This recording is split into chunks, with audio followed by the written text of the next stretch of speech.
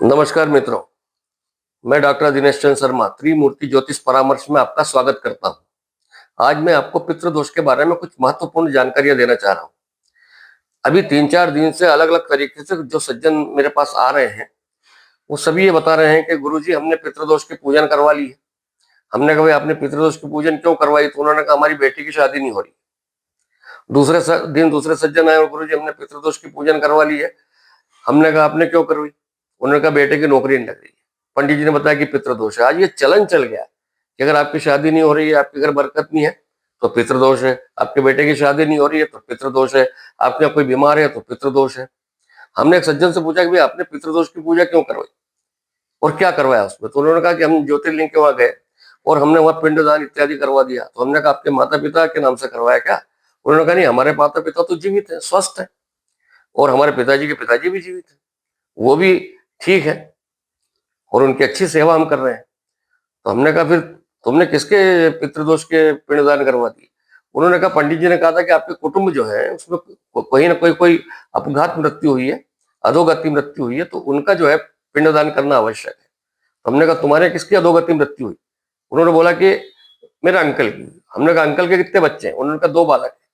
मैंने उनसे कहा कि क्या स्थिति उनकी, उन्होंने कहा कि वो दोनों बालक तो बढ़िया कमाकार है, अच्छा व्यापार चल रहा है, एक वाहन था दूसरा वाहन खरीद लिया, एक मकान था दूसरा मकान खरीद लिया। हमने कहा जिसको पितृदोष लगना चाहिए उसको नहीं लग रहा, तुम्हें क्यों लगेगा यार। हमने कहा पितृदोष के 2 कारण होते हैं जन्म कुंडली में। पहला कारण ये होता है कि पिता कारक सूर्य यदि राहु से या किसी पाप ग्रह से पीड़ित है तो पितृदोष लगता है। और दूसरा कारण यह है कि किसी जन्म कुंडली में यदि पिता स्थान का स्वामी पाप ग्रह से, राहु से इत्यादि से पीड़ित है तो पितृदोष लगता है। और उस पितृदोष में पिता को कष्ट होता है, पिता को शारीरिक कष्ट होता है। उस जिस पुत्र के जन्म कुंडली में पितृदोष इस तरह के आते हैं उससे पिता और पुत्र में मतभेद होता है या पिता का सुख कम प्राप्त होता है, ये सब चीजें होती है। और अगर पितृदोष इस तरह का है जिस तरह का मैं बता रहा हूं तो उसमें जो ग्रह पीड़ित कर रहा है पाप ग्रह, उसकी पूजा अर्चना की जाती है ताकि उसका प्रभाव, उस पापी ग्रह का प्रभाव कम हो जाए। बाकी किसी भी भारतीय ज्योतिष मानक ग्रंथ में पितृदोष का उल्लेख कहीं भी नहीं है।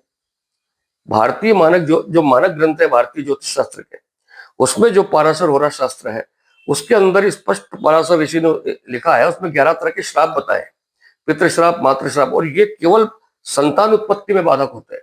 मैं इसको मतलब जो मातृश्राप है, पितृश्राप है, इसको मैं अगले वीडियो में आपको बताऊंगा। इसलिए मेरा ये निवेदन है कि किसी भी भारतीय ज्योतिष शास्त्र में यदि पितृदोष का उल्लेख नहीं है तो हमें उस पितृदोष को बताना भी नहीं चाहिए। और मेरा ये आप सभी से निवेदन है कि आप इस अंधविश्वास से बाहर निकले, क्योंकि अगर हम इसी तरह की बातें करते रहेंगे तो इससे भारतीय ज्योतिष शास्त्र जो बदनाम होता है। दवाई बेचने वाले बाबा जो संत है वो फिर भारतीय ज्योतिष को पाखंड और न जाने क्या क्या अनर्गल शब्दों का उपयोग करके भारतीय ज्योतिष की मर्यादाओं को कम करते हैं, घटाते हैं, बिगाड़ते हैं। भारतीय ज्योतिष शास्त्र जो है हजारों साल पुराना शास्त्र है, ये विज्ञान है जिसमें सूर्य और चंद्रमा की गणना से भारतीय ज्योतिष शास्त्र का निर्माण हुआ है। इसलिए हमारा निवेदन है कि एक तो बताने वाले और एक सुनने वाले इस अंधविश्वास से बाहर आए। मेरा यदि वीडियो ये आपको पसंद आ रहा है तो आप इसको ज्यादा से ज्यादा शेयर करें, लाइक करें और सब्सक्राइब करें, ताकि मैं आपको जो इस तरीके जो वास्तविक भारतीय ज्योतिष शास्त्र के सिद्धांत है उससे अवगत कराता रहूंगा। और मेरा ये कर्तव्य भी है, मैं भी एक भारतीय ज्योतिष का एक विद्यार्थी सन 1990 से रहा हूं, तो मेरा ये एक कर्तव्य है कि मैं भारतीय ज्योतिष शास्त्र के मूल सिद्धांतों से आप सभी को अवगत कराऊं। इसलिए मेरे इस वीडियो को सब्सक्राइब कीजिए, शेयर कीजिए, लाइक कीजिए। धन्यवाद, नमस्कार।